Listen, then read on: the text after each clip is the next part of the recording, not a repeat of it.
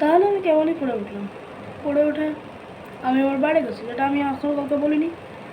সেটা হলো আমার কাছে একটা হ্যামস্টার আছে, আমি কাউকে বলিনি, এটা ইউটিউবে কেউ জানে না। তাহলে এখন ও নিজের ঝুড়ি কেটে বেরিয়ে গেছে। এখন আমার কাছে একটা ব্যাকআপ ট্যাঙ্ক ছিল, ওর মধ্যে ওর জন্য একটা বাড়ি বানাতে হবে। তাহলে এই ভিডিওটা ব্যাস ওর বাড়ি বানানো নিয়ে। তোমাদেরকে আমি টাইম না দিতে পারবো, কিন্তু মাঝে মাঝে কোনো কয়েকটা সিন দেবো।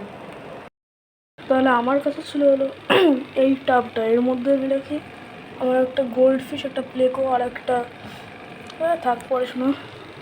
এই যে আমার মেন অ্যাকোয়ারিয়াম না, এটা আমার একটা টেবিল অ্যাকোয়ারিয়াম। তাহলে এটাকে সরাতে হবে, এটাকে এইখানে রাখতে হবে। তাহলে চলো কাজ শুরু করা যাক। তাহলে অসুবিধা আর একটা হয়ে গেছে, আমি আমার অ্যাকোয়ারিয়ামের জায়গা পাল্টাতে যাই, আমার ফিশ ফুডের কাচের শিশি ভেঙে ফেলেছি। এখন আমি কাচের টুকরো তুলছি, বাকিটুকুনি হয়ে যাওয়ার পরে তোমাদেরকে বলছি বেরোত। তাহলে আগের দিন রাতের বেলায় আমি বাকিটুকুনি ভিডিও করতে ভুলে গেছিলাম, কারণ আমি সকালবেলা করছি, বাইরে হয়ে যায় রোদ। এখন এইটুকুনি আমার হ্যামস্টারের বাড়ির সেকেন্ড পার্ট তো না, আমি আগের ভিডিওগুলোর সাথে এটাকে মার্চ করে দেবো।